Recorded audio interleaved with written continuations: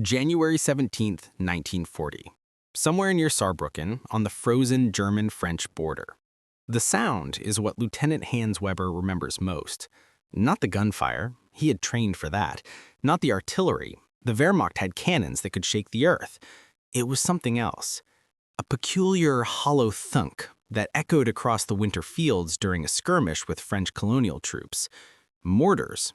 Crude, indirect weapons. Weber dismissed them. Infantry won wars, he had been taught. Discipline, precision, the iron will of the German soldier.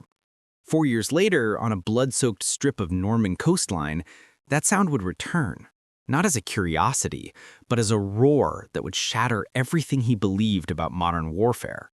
The German army of 1944 was the most experienced fighting force on Earth. Its soldiers had conquered Poland in weeks, humbled France in months, and survived the nightmare of the Eastern Front. They understood combined arms, tactical flexibility, and the brutal arithmetic of attrition. When they fortified the Atlantic Wall, they built it to withstand the expected: naval bombardment, air assault, armor pushes. They positioned their MG-42 machine guns with interlocking fields of fire. They zeroed their 88mm guns on the beach approaches. They buried mines by the thousands. Omaha Beach, with its steep bluffs and narrow exits, was a killing ground by design. What they did not anticipate, what no European military doctrine had prepared them for, was the sheer, incomprehensible volume of American indirect fire. June 6, 1944. 0630 hours. The first wave hits Omaha. Within minutes, the invasion teeters on collapse. Men drown under the weight of their packs. Entire boat sections are cut down before reaching dry sand. The German defenders, dug into reinforced positions along the bluffs, pour fire downward with methodical efficiency. For a brief moment, the battle unfolds exactly as the Wehrmacht planners had envisioned. Then the mortars began. Not dozens, hundreds. The American 60mm mortars came ashore with every rifle company, 3 per unit, each capable of firing 18 rounds per minute. The 81mm mortars followed with the heavy weapons companies, lobbing high-explosive shells in arcing trajectories that ignored the protective geometry of bunkers and trenches. By mid-morning, American mortar crews had established firing positions in the shingle, behind disabled tanks, even in the open under suppressive fire. They fired so fast that tubes glowed hot. They fired until ammunition runners collapsed from exhaustion. They fired with a profligacy that German observers, rationed and resource-starved after 5 years of war, could scarcely comprehend. Obergefreiter Klaus Hartmann, positioned in WN62, one of the strong points overlooking Easy Red sector, later described it in a letter never sent. The shells came without pause, not in barrages, we knew barrages, but in a continuous rain, as if the Americans had mortars without end, shells without count. Our bunker shook, the communication trenches filled with smoke and debris. Men who stepped outside were gone.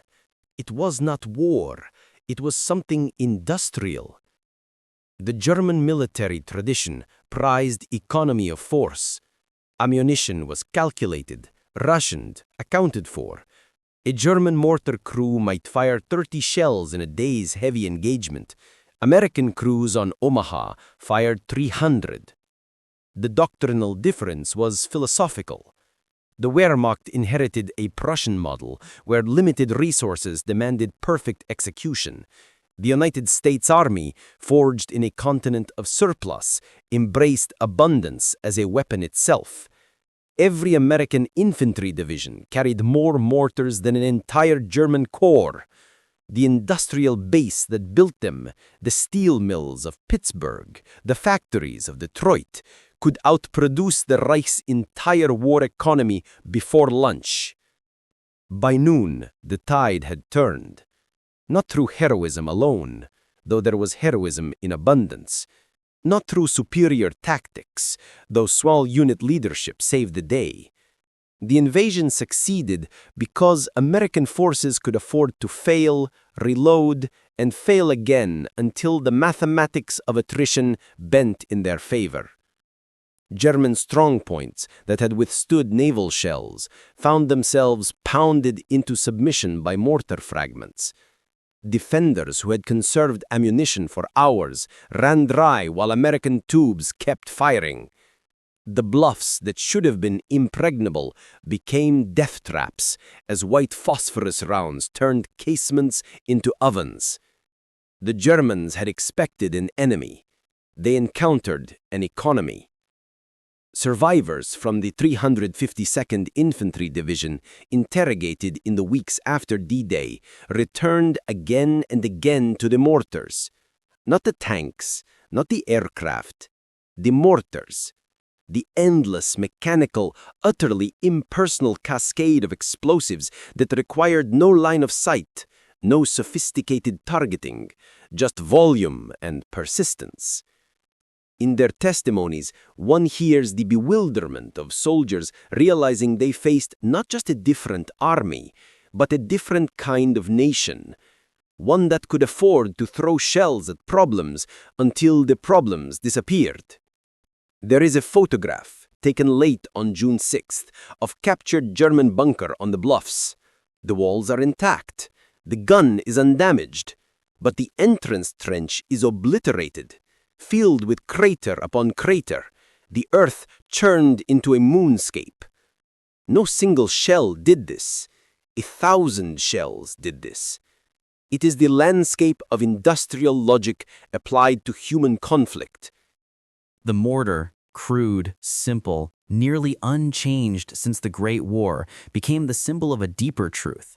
America did not win World War II because its soldiers were braver or its generals more brilliant. It won because it could bring to bear resources so vast, so seemingly infinite, that traditional military calculus broke down. For every German soldier on that beach, there were a dozen shells. For every shell the Wehrmacht could spare, the Americans had 100. The mathematics were never in doubt. Only the men bleeding into the surf doubted them.